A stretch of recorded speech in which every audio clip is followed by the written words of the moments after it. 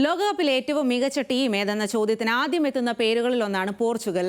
എന്നാൽ പോർച്ചുഗൽ താരനിര കോങ്കോയ്ക്കെതിരെ അമ്പയെ പരാജയപ്പെടുന്നതാണ് കണ്ടത്. മധ്യനിര കളി മറന്നതോടെ പോർച്ചുഗലിന് ആഗ്രഹിച്ച തുടക്കമല്ല ലഭിച്ചത്. ശക്തമായ തിരിച്ചുവരവിന് റോണോയ്ക്കും സംഘത്തിനും കഴിയുമോ? എന്താണ് യഥാർത്ഥ പ്രശ്നം എന്നുള്ളതാണ് വേൾഡ് കപ്പ് ഡെസ്കിൽ നിന്നും ആഷിഖ് റഹ്മാനാണ് വിവരങ്ങളുമായി ചേർന്നത്. സ്വാതി, ലോകത്തിലെ ഏറ്റവും മികച്ച താരങ്ങളാൽ സമ്പന്നമാണ് പോർച്ചുഗൽ നിര. അത് ഗോൾ കീപ്പർ തൊട്ട് ഇങ്ങോട്ട് മുന്നേറ്റ നിരയിലേക്ക് എത്തുമ്പോൾ പോലും ലോകത്തിലെ ഏറ്റവും മികച്ച താരങ്ങൾ ആ ടീമിൽ ഉണ്ട്.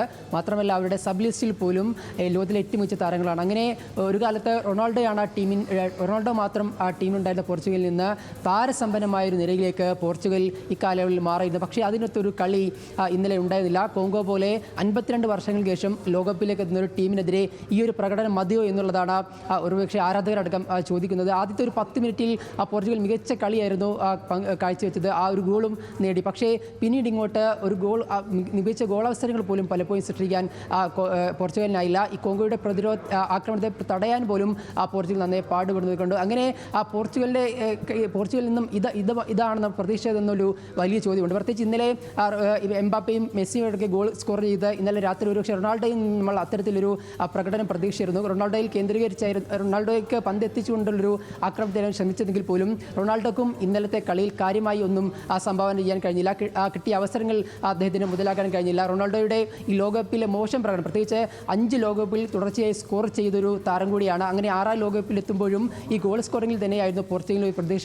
പക്ഷേ അത്തരത്തിലൊരു പ്രകടനത്തിലേക്ക് ക്രിസ്ത്യാനോയ്ക്കോ അല്ലെങ്കിൽ ആ ഒരു മികച്ച തുടക്കം ലഭിക്കാൻ പോർച്ചുഗലിന് കഴിഞ്ഞില്ല. കഴിഞ്ഞ 2022 ലോകകപ്പിലെ സമാനമായ പ്രശ്നങ്ങൾ തന്നെയാണ് പോർച്ചുഗൽ ഇപ്പോഴും നേരിടുമെന്ന് പറയേണ്ടി വരും. കഴിഞ്ഞ ലോകകപ്പിലും ഈ ക്രിസ്ത്യാനോ ആയിരുന്നു ഒരുപക്ഷെ ആ ടീമിൽ ഒരു പ്രശ്നം എന്ന് പറയുന്ന പ്രത്യേക ക്രിസ്ത്യാനോ ആ ടീമിലുള്ളത് പലപ്പോഴും ആ ടീമിൻ്റെ ഒരു കോമ്പിനേഷനെ ബാധിച്ചിരുന്നു. ഇന്നലെയും അത് യഥാർത്ഥത്തിൽ നമ്മൾ ആ ഒരു കളിയിൽ കണ്ടു. കാരണം കഴിഞ്ഞ ലോകകപ്പിൽ ഇത്തരത്തിൽ ഈ 3 മത്സരങ്ങളിൽ ക്രിസ്ത്യാനോ ഇറങ്ങി ടീമിന് മികച്ച പ്രകടനം നടത്താൻ കഴിയാതെയാണ് പ്രീ ക്വാർട്ടറിൽ ക്രിസ്ത്യാനോയെ മാറ്റിയിരുത്തി ഗോൺസാലോ റാമസിനെ ഇറക്കുകയും സ്വിറ്റ്സർലാൻഡിനോട് പോർച്ചുഗൽ 6-1 വിജയിക്കുകയും ചെയ്തു. പിന്നീട് ക്വാർട്ടറിൽ മൊറോക്കോക്കെതിരെയും അങ്ങനെ ക്രിസ്ത്യാനോയെ മാറ്റിയിരുന്ന ഒരു സാഹചര്യം ഉണ്ടായി. ഈ ലോകകപ്പിലും അത്തരത്തിലൊരു സാഹചര്യത്തിലേക്കാണ് പോകുന്നതെന്ന് നമുക്ക് ഒരുപക്ഷെ സംശയം തോന്നും. കാരണം ഇന്നലെ കളിച്ച 75% പന്ത് കൈവശം വെച്ച് പോർച്ചുഗൽ 25 ടച്ച് റൊണാൾഡോ നടത്തി. പക്ഷേ അതൊന്നും ഒരു ക്രിയേറ്റീവായിട്ട് ഒരു ഗോളാക്കാനോ അല്ലെങ്കിൽ ക്രിയേറ്റീവ് ചാൻസ് ഉണ്ടാക്കാൻ പോലും റൊണാൾഡോക്ക് കഴിഞ്ഞില്ല. ഒരുപക്ഷെ ഇങ്ങനെയാണെങ്കിൽ സ്വാഭാവികമായിട്ടും ഇനി വരുന്നത് കൊളംബിയ അടക്കമുള്ള ടീമുകളോട് പോർച്ചുഗലിൽ കളിയുണ്ട്. അങ്ങനെയാണെങ്കിൽ സ്വാഭാവികമായിട്ടും ഒരുപക്ഷെ ക്രിസ്ത്യാനോ ഒരുപക്ഷെ ആദ്യ ലെവലിൽ നിന്ന് മാറുമോ എന്നടക്കമുള്ള